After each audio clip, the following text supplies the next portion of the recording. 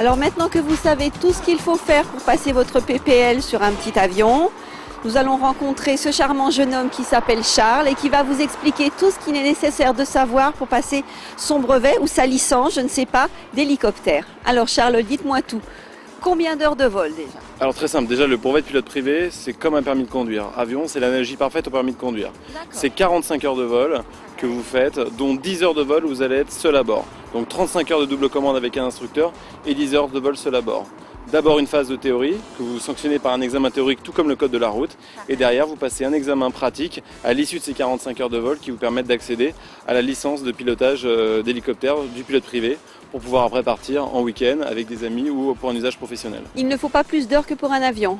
Pas plus d'heures, c'est exactement la même réglementation, c'est-à-dire on part sur ces 45 heures de vol et vous obtenez une véritable licence. Alors bien évidemment, les 45 heures de vol restent un minimum réglementaire et en moyenne, en fait, par exemple chez Air & Compagnie, nous évoluons sur une moyenne de 49 heures de vol global, sachant que beaucoup de nos clients font ça en 45 heures, mais certains ont besoin de 50-55 heures pour réaliser l'ensemble de leur formation. L'idéal étant de faire les cours le plus rapprochés possible, je suppose, plutôt qu'espacés dans le temps.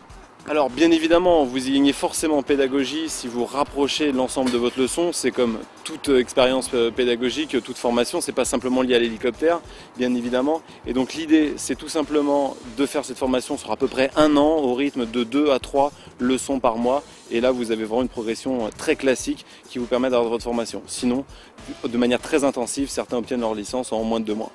Et au niveau de coût? Tout dépend de l'hélicoptère que vous utilisez pour faire votre formation. C'est un petit peu comme l'avion, vous pouvez commencer sur un hélicoptère de type Robinson 22 ou le faire sur un hélicoptère de 4 places qui va être le R44.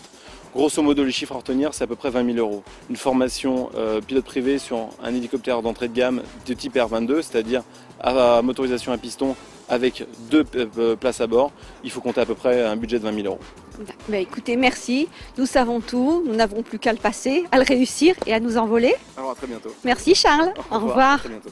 À bientôt. Alors retrouvez ce charmant jeune homme pour apprendre à piloter un hélicoptère.